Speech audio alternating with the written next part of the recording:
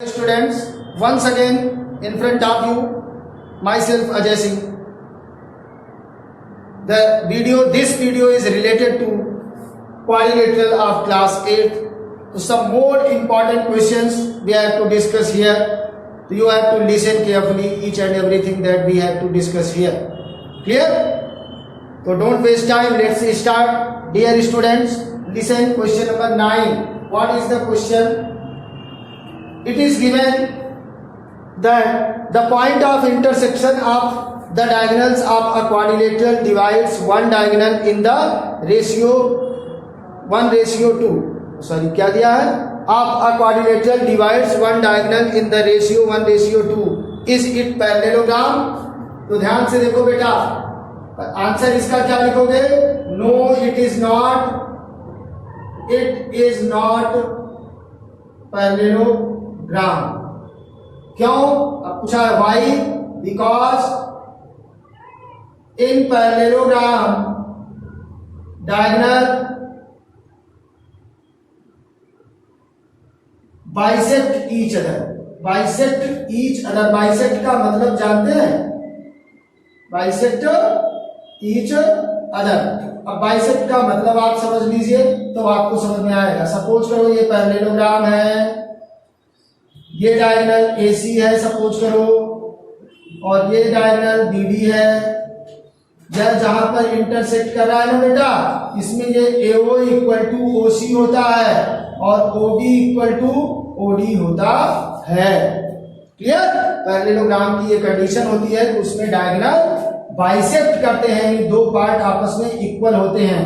लेकिन यहां पर क्या दिया है कि भाई अगर डायगोनल पैरेललोग्राम का इस कंडीशन में है तो उस प्रॉपर्टी को, ये 1 है और ये 2 टाइम है, यानी कि अगर ये आपका 10 है तो ये 20 होगा, ऐसा नहीं. अगर ये 5 है, ये 5 है तो ये 10 होगा. इसी को कहते हैं 5/10 करेंगे तो क्या आएगा? 1:2. यही तो आएगा. इस कंडीशन में होता है क्या? नहीं, ये 1:1 में होता है. क्लियर? जितना लेंथ ये होता है उतना ही ये होता है. अगर सपोज करो ये 10 है तो ये भी 10 होगा, अगर ये 8 है तो ये भी 8 होगा. लेकिन यहां क्या कह रहा है? नहीं, एक आधा हो, दूसरा उसका 2 टाइम हो, तो ऐसी कंडीशन नहीं होती है. इसलिए इसका आंसर जैसा क्वेश्चन वैसा आंसर, आप इसको समझ लीजिएगा. अब ध्यान से देखते हैं क्वेश्चन नंबर हम 10. इसको नोट कर लीजिएगा. क्या पैरेललोग्राम नहीं है? क्यों नहीं है? क्योंकि पैरेललोग्राम में डायगोनल बाइसेक्ट करते हैं. भाई समझ में आया ना? अब बात करते हैं क्वेश्चन नंबर 10 की. क्वेश्चन नंबर 10 क्या होता है? क्या दिया है? इन फिगर, एक चित्र दिया है आपको, फिगर दिया है एक पैरेललोग्राम. क्या? 2 पैरेललोग्राम इसमें दिए गए हैं. इसको ईमानदारी से देखोगे तो आपको दिखेगा 2 पैरेललोग्राम. नाम दिया है in the given figure you have two parallelograms PQRS.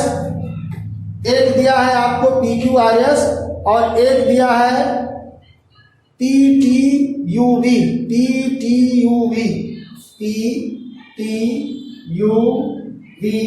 और एक दिया है PQRS. ध्यान से देखिएगा, ये है P है, Q है, R है, S है. PQRS. इस तरीके से आपको 2 पैरेललोग्राम दिए गए हैं. एंगल V दिया है. कितना? एंगल V कितना दिया है बेटा? 100 डिग्री. आपको बताना क्या है? दिया हुआ है. यहां पर गिवन क्या है? गिवन ये नोट कर लो, PTUV and PQRS are 2 parallelograms. ये दिया है और एंगल B इक्वल टू दिया है 100 डिग्री. आपको फाइंड क्या करना है? तो यहां पर लिख लीजिएगा फाइंड क्या करना है, तो आपको सारी चीजें क्लियर होती जाएंगी. फाइंड क्या करना है? क्या करना है? एंगल P पहला वाला दिया है, एंगल P. दूसरा दिया है एंगल U. बहुत अच्छी बात है, U भी आ जाएगा. और एंगल R तीसरा दिया है, एंगल R. और चौथा दिया है एंगल क्या? RSP. RSP, ये आपको निकालना है। इसको ईमानदारी से समझने की कोशिश करिएगा। अब देखो इसका हम सॉल्यूशन करते हैं या निकालते हैं सारी चीजें कैसे। we know that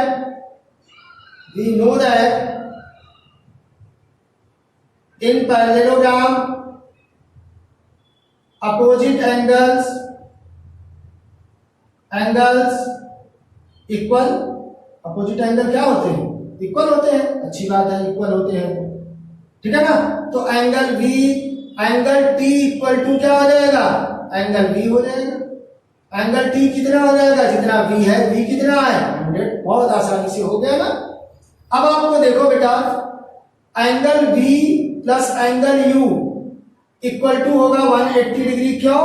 adjacent angle parallelogram में सप्लीमेंट्री होते हैं, ये सब बता चुका हूं। एडजेसेंट एंगल क्या होते हैं? इसी को कोई इंटीरियर एंगल कहते हैं, सप्लीमेंट्री। इसी को सेम साइड इंटीरियर एंगल कहते हैं। तो सप्लीमेंट्री होते हैं। सप्लीमेंट्री का मतलब दो एंगल का सम 180 डिग्री अगर है तो बेटा ये अगर 100 है तो ये कितना आएगा? V U angle U equal to 180। अब आपको पता चला angle U equal to 180 minus 100 क्या आया भाई? एंगल U इक्वल टू आ गया 80 डिग्री। अब जितना एंगल U है उतना ही एंगल P होगा। Angle P equal to angle U। क्यों? अपोजिट एंगल्स ऑफ पैरेललोग्राम क्या होते हैं? इक्वल होते हैं भाई। एंगल्स ऑफ पैरेललोग्राम ये सब इक्वल होते हैं, इतना आप जान लीजिएगा। तो एंगल P की वैल्यू क्या आ जाएगी? 80 डिग्री। क्या आ जाएगी? 80 डिग्री। अब देखो, अब PQRS भी एक पैरेललोग्राम है। PQRS इज आल्सो पैरेललोग्राम, ये दिया हुआ है। क्लियर? तो एंगल P इक्वल टू क्या हो जाएगा? एंगल R हो जाएगा। तो एंगल R कितना हो जाएगा भाई? आप P कितना आया? 80। तो एंगल R कितना हो जाएगा? 80 डिग्री। सिंपल सी बात है। अब angle P plus angle Q equal to 180 degree क्यों होगा? आप यहां भी देख चुके कि एडजेसेंट एंगल क्या होते हैं? एडजेसेंट एंगल क्या होते हैं? सप्लीमेंट्री होते हैं भाई, सप्लीमेंट्री होते हैं। तो अगर सप्लीमेंट्री होते हैं तो दोनों का एंगल का सम कितना होगा? 180। एंगल P अगर 80 है तो एंगल Q कितना आ जाएगा? ये आप निकाल सकते हैं। एंगल Q इक्वल टू आ जाएगा 180 माइनस 80 क्या हो जाएगा? Angle Q equal to 100 degree. अगर ये 100 आ गया तो angle Q equal to angle S होता है। क्यों? अपोजिट एंगल इक्वल होते हैं। क्यों होते हैं? ये अभी बताया मैंने। Opposite angles equal in parallelogram, ये प्रॉपर्टी जब पढ़ाया था तो याद करिएगा। तो एंगल S इक्वल टू कितना हो जाएगा? जितना एंगल Q आया कितना? 100 डिग्री। इस तरीके से आपको सारी चीजें पता चल गई ना? मुस्कुराते रहिए और पढ़ते रहिए, इसको ईमानदारी से नोट करते रहिए। नोट करेंगे तो आपको अच्छा लगेगा, और नहीं पढ़ना तो भाई कोई बात ही नहीं है। इसके लिए तो फिर कुछ कहा ही नहीं जा सकता। जिसको पढ़ना ही नहीं है उसे समझाना बहुत मुश्किल काम है, और जो पढ़ेगा वो समझ जाएगा। इसको नोट कर लीजिएगा। फिर हम बात करते हैं क्वेश्चन नंबर 15 की। बढ़िया क्वेश्चन है 15 की, इसको नोट कर लीजिएगा ईमानदारी से। अब बात करेंगे हम क्वेश्चन नंबर 15 की। क्या दिया है ये ध्यान से देखना है। क्वेश्चन नंबर 15 है ABCD एक रोम्बस है। क्या है? रोम्बस। ABCD एक रोम्बस है, ये दिया हुआ है। रोम्बस है तो बना लो भाई रोम्बस। रोम्बस की कंडीशन अब आपके दिमाग में खटखटा के आनी चाहिए। क्या आनी चाहिए? हाँ, कि इसकी सारी साइड इक्वल होती है और अपोजिट साइड सब पैरेलल होती हैं, है ना। अपोजिट एंगल्स भी इक्वल होते हैं, डायगोनल्स इक्वल नहीं होते हैं, लेकिन डायगोनल्स बाइसेक्ट करते हैं कितने पर? 90 डिग्री पर। क्लियर? ABC और D ये हमारे पास क्या है? रोम्बस है। कहा है कि इसके डायगोनल्स एक दूसरे को बाइसेक्ट करते हैं। बाइसेक्ट नहीं, जो भी करते हैं ना। तो यहां पर आप लिख लीजिएगा, ये मान लीजिए कि O है। दिया है ABCD is a rhombus and its two diagonals meet at O, so that AD square plus DC square plus CB square plus BA square equal to 4DO square plus 4AO square। बहुत आसानी से समझ में आ जाना चाहिए, है ना। तो यहां पर गिवन है, क्या लिख लीजिए, ABCD is a rhombus, ABCD is a rhombus, है ना। ABCD क्या है, rhombus है। और डायगोनल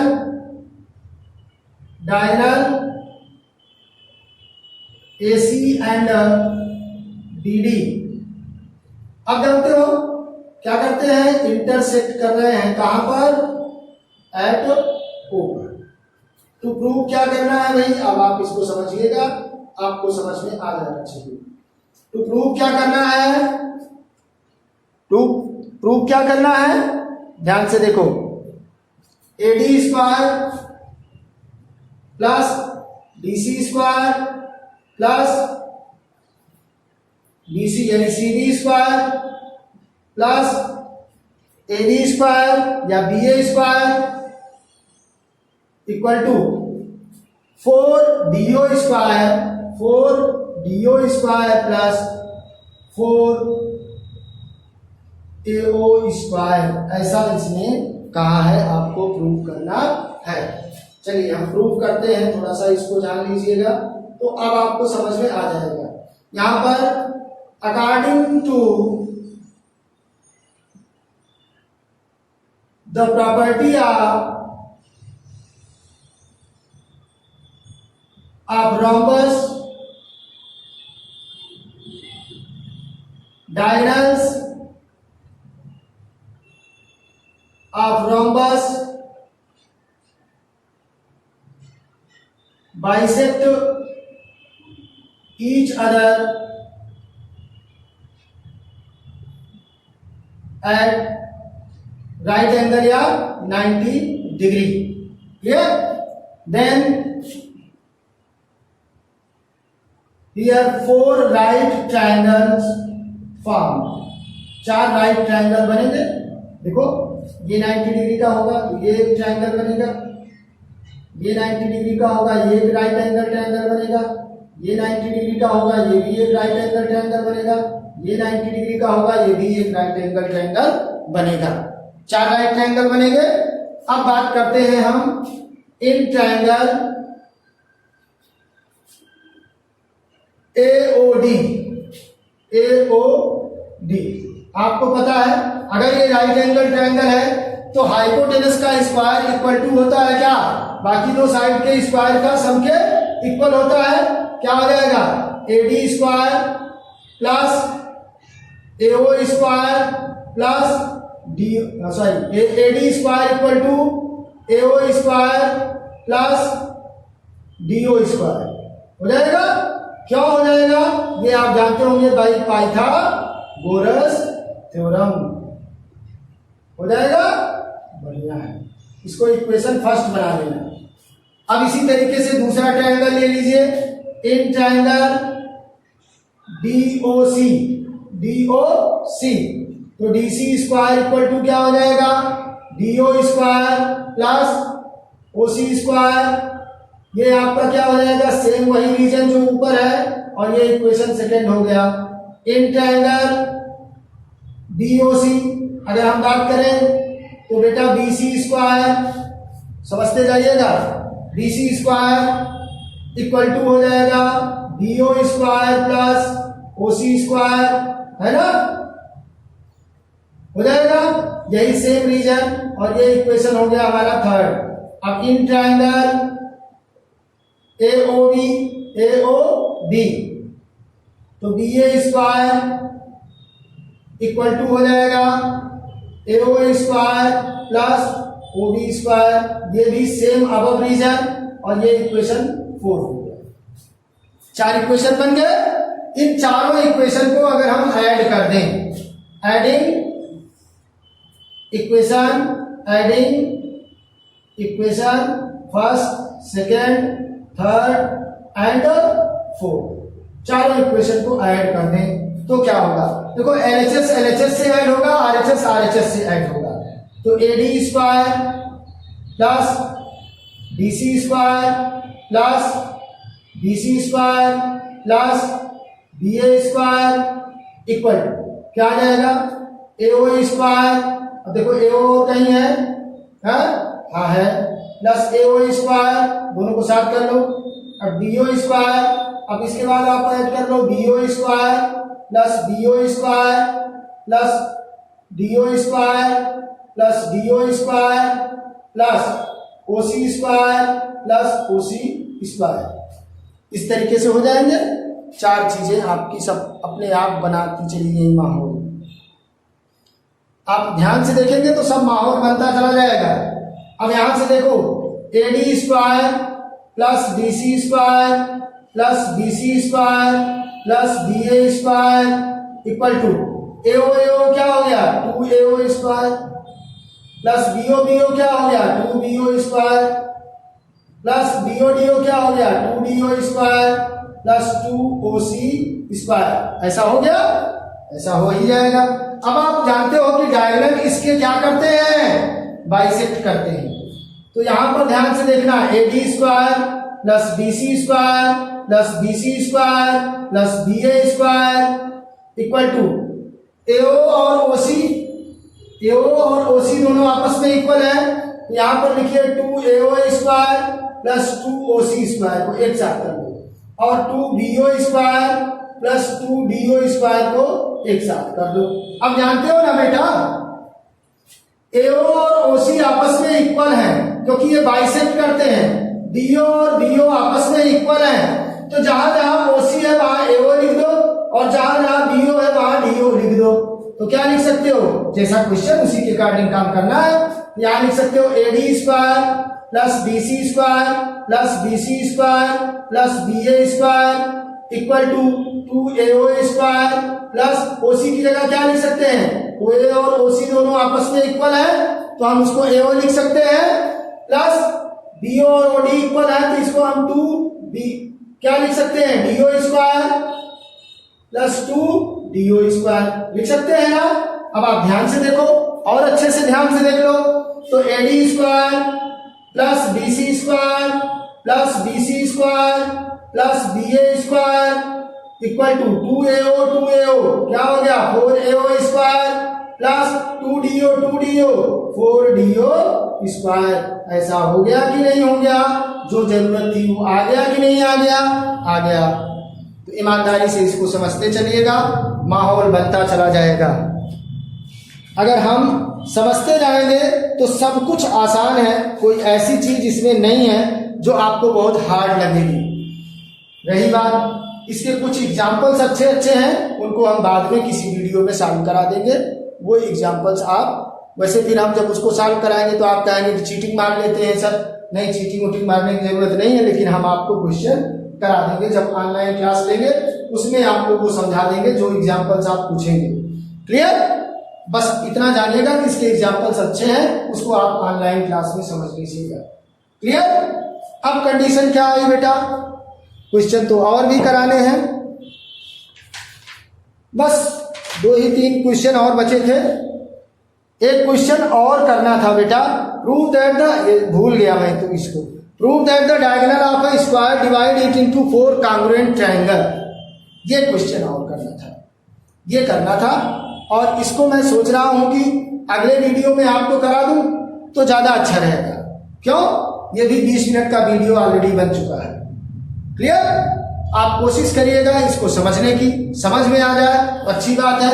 वीडियो को पॉज करिएगा और इसको ईमानदारी से नोट करिएगा। एक एक चीज को बेटा समझते चलेंगे तो आपके लिए आगे जाकर के क्लास 9th में यही सारी चीजें आ जाएंगी, और जब ये आएंगी तो आप इन सबको करने में माहिर होंगे और आपको आता रहेगा तो बड़ी खुशी होगी कि मैंने जो पहले पढ़ा वो सब समझ में आ रहा है।